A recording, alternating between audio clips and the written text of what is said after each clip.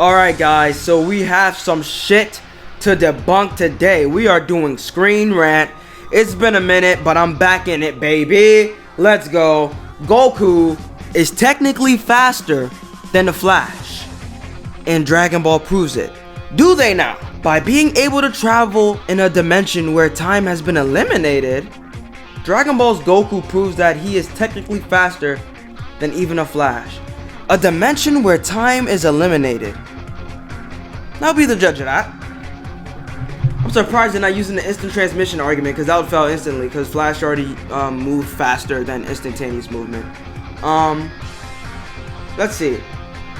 There's no doubt that Goku of Dragon Ball is one of the most powerful manga protagonists to ever exist, and one particular feat of this could even put him in contention with the Flash in terms of speed. Throughout his time as one of Earth's protectors, Goku has found himself at odds with everything from intergalactic tyrants to primordial evils, but things take a turn for the excessive when he battles against foes in the realm of the gods. Dragon Ball Super's Chapter 26 has Goku demonstrate just how powerful he's really become. They could have used the anime too, but alright, sure. In Chapter 26 of Dragon Ball Super, the battle with Zamasu has finally come to its conclusion. The future Zeno wiping out the entirety of the future Trunks timeline. The time ring corresponding to this timeline also completely shatters, confirming that not only is the universe deleted, but all of time within that universe is as well. Interesting. Despite this, at the end of the chapter, Goku and future Trunks returns to the deleted time space, where Zeno confirms that there's nothing left. Goku's simple act of being able to traverse this realm and talk to Zeno is a mind-boggling feat when considering one thing: the speed formula. Goku being able to move in a place with no time places him leagues above other heroes known for their speed, including the Flash. The formula for speed is typically written as speed equals distance/time, but Goku is moving in a place where the concept of time no longer exists. Essentially, he is moving a distance without any time elapsing whatsoever. Comparably, the Flash has similar feats in which he is capable of running so fast that he moves back in time, which would technically be moving across a distance with negative time elapsing. This ability to move backwards in time would be considerably more impressive if Goku was moving distances with zero time passing. But because of Zeno's universe erasure and the time ring's destruction, the very nature of future Trunks' dimension has changed. Goku is now moving in a dimension where time itself even available to be written into a formula, something that cannot even be factored or calculated as speed within a four-dimensional plane. I could easily debunk this actually, because the manga just contradicted itself really badly with this one. Holy shit. So Taro wasn't thinking when he wrote this one.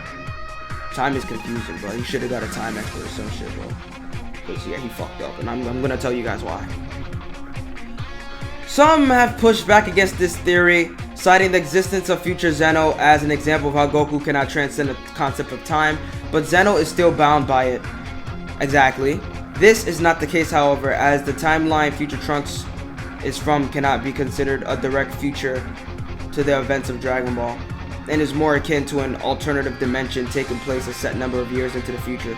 This could explain why there is a future Zeno, because Goku and Zeno have not yet transcended the concept of dimensions entirely. Additionally, this seemingly extraordinary feat by Goku is not entirely out of line with the events of Dragon Ball Super, as during the Tournament Power, he and Jiren also performed feats that should be impossible for a three-dimensional being, such as shaking the infinite realm of the void or overpowering Hit's time cage. Though Dragon Ball fans got their first hit of Goku's macrocosm level power Jesus Christ, during the battle with Beerus, Goku traversing a plane with no time in his base form is on an entirely different level of speed. Dragon Ball Super's constant godlike threats have pushed Goku's speed and power to a point where he has begun to transcend concepts like speed and time. Although while the Dragon Ball hero is not often thought of as a speedster, it's safe to say that base form Goku would give the Flash a run for his money if it ever came to a race between the two. So let me tell you why this isn't the case. So one, So there's a problem with this. Goku's not going to that realm on his own. He's simply using a time machine to get there. So yeah, if he went to that dimension on his own, I'd give him props. But no, he's literally using a time machine. And you say that it's gone, right? You're saying that the timeline is gone because the time ring is gone. But that's an inconsistency. Because if that's the case, the time machine shouldn't be able to go there in the first place. So technically speaking, the timeline should still exist. Not only that, but Zeno's not an omnipotent being. He really isn't. I think the only character that really has the ability to destroy entire timelines is really the Supreme Kai of Time. So I don't remember if the time ring got destroyed in the anime, but even if the ring does get destroyed, the manga immediately contradicts itself, because if that's the case, the time machine should not be able to register another timeline existing. So technically speaking, the future timeline still exists. Zeno does not have the ability to destroy time. He's not fourth dimensional in power. So technically speaking, the future Trunks timeline still exists. So I believe in these manga panels, they're in the fourth dimension. I believe that if they brought Whis with them, and if he wanted to rewind time, the timeline would come back. But Zamasu would probably revive as well, which would be a problem. So yeah, Goku isn't above time because of this feat right here. I don't blame the dude for doing this, but Toyotaro pretty much just contradicts himself with this scene in general. I don't remember if the time ring got destroyed in the anime. If anyone remembers, feel free to comment below. But yeah, Zeno did not destroy the fourth dimension. They're floating in all of this you're seeing, all this white, it's literally just time. They're floating in time, if that makes sense.